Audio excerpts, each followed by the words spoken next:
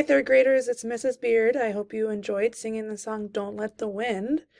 That song was a song that used the pentatonic scale.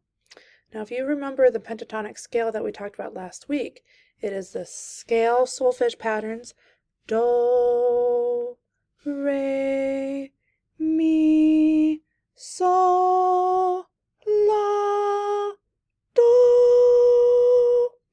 And as you can see here on my computer screen, I actually have on a 5-line staff the solfege scale patterns on the staff.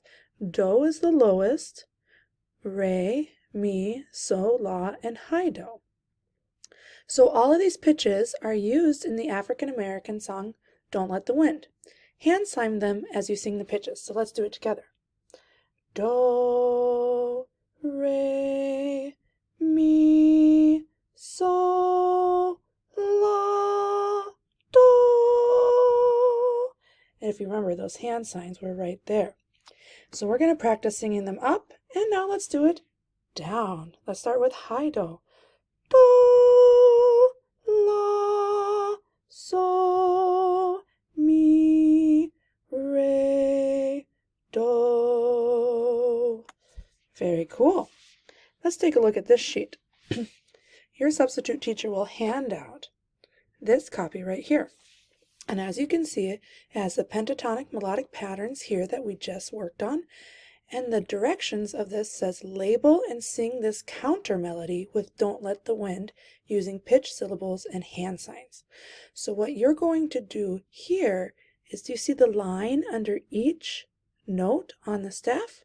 You are going to label them with your pencil, whether they are do, re, mi, sol, la, or high do. And the way you do that is you think of the staff as a ladder.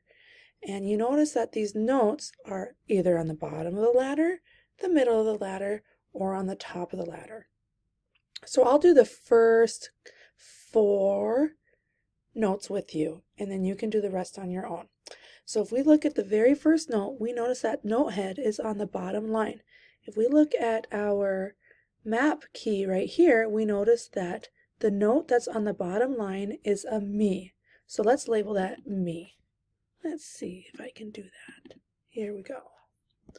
I have to just pull up a text box, and we're going to label it mi. And it'll be easier for you because you have a pencil to do it.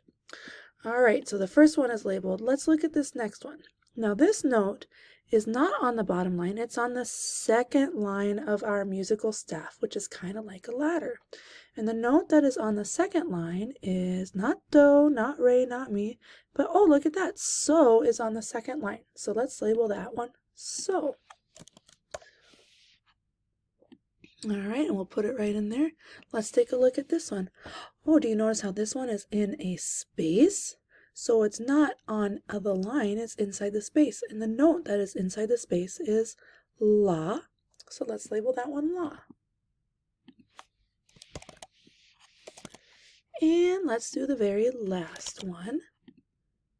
And I bet you can do the rest on your own. And this one is way up high. And the note that is on the highest of our notation ladder is high do. So let's put a little text box in and we'll label it high do. Now, did you notice that high do has a little apostrophe? If you want to look really cool, you can write that little apostrophe. All right, the rest is all to be done on your own. Now, since the counter melody ends on do, which you will find out, we say that do is the home tone. Once you complete this, you and your friends can actually practice singing this counter melody. And when I get back, we can actually perform this with the music of Don't Let the Wind. I hope you are having a great day. Now, if you have time and you get done with that and you sing the whole thing, the next page, you can actually write your own notation using quarter notes and half notes to compose each counter melody, and have fun with it. I'd like to see what you have when I see you on Wednesday. Have a great day.